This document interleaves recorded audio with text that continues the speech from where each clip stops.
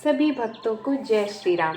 आज मेरा मन गज और ग्रह की कहानी सुनाने का है, जो मुझे बहुत पसंद है और आपने सुनी भी होगी। तो कथा इस प्रकार है कि द्रविड़ देश में पहले पांड्य राज्य के एक राजा थे, जिनका नाम था इंद्रधुम्न। वे सदा भगवान को स्मरण, ध्यान, पूजन तथा नाम जप में ही लगे रहते थे। एक बार वे कुलाचल पर्वत पर मौन होकर वानप्रस्थ आश्रम स्वीकार करके श्री हरि की चर्चा में बैठ गए। उसी समय वहां शिष्यों के साथ अगस्त्य जी पधारे। राजा उस समय भगवान के पूजन में लगे थे, अतः न तो कुछ बोले और न ही उन्होंने उठकर मुनि का सत्कार ही किया। अगस्त्य ऋषि जी को बड़ा क्रोध आ गया। उन्होंने शाप देते हुए कहा, हे मूर्ख, मत वाले हाथी की भांति बन गया है। ब्राह्मण का यह अपमान करता है, अतः इसे हाथी की योनि प्राप्त हो।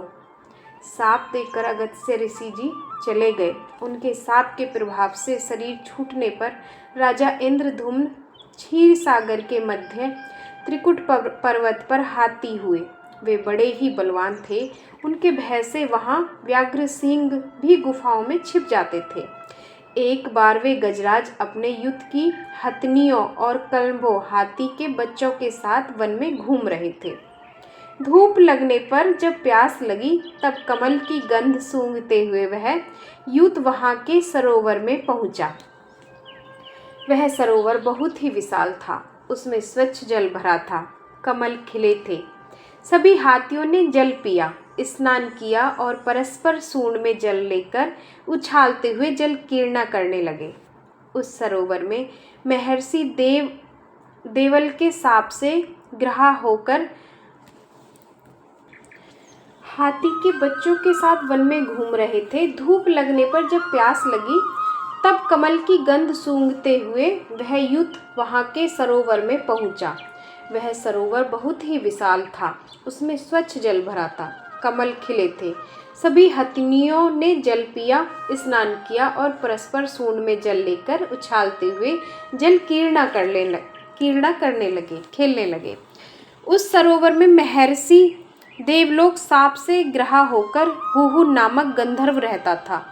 वह ग्रहा जल कीर्णा करते हुए गजराज के पास चुपके से आया और पैर पकड़कर उन्हें जल में खींचने लगा। गजराज ने चिंगाड़ मारी। दूसरे हाथियों ने भी सहारा देना चाहा, किंतु ग्रहा बहुत बलवान था।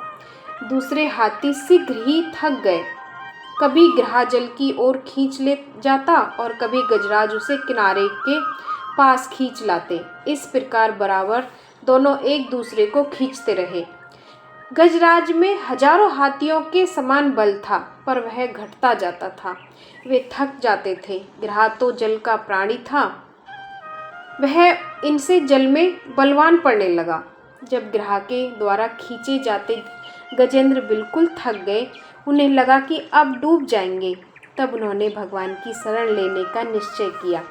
पूर्व जन्म की आराधना से प्रभाव से उनकी बुद्धि भगवान में लगी।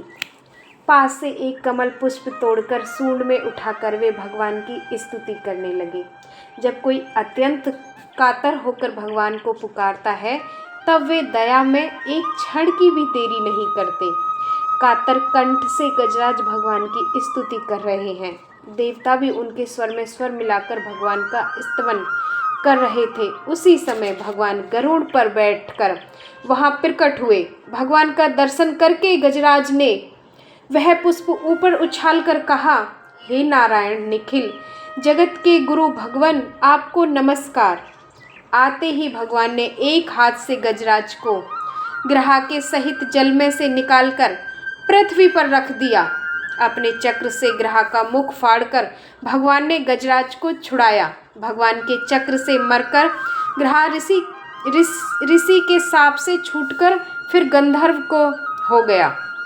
उसने भगवान की स्तुति की और उनकी आज्ञा लेकर अपने लोकों को चला गया। गजराज को भगवान का स्पर्श मिला था।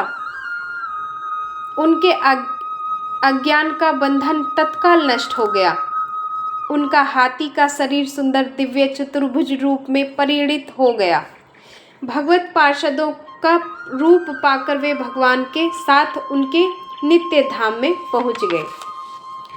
तो ये आपको कथा कैसी लगी कमेंट में जय श्री राम करके ज़रूर बताएं। जय श्री राम।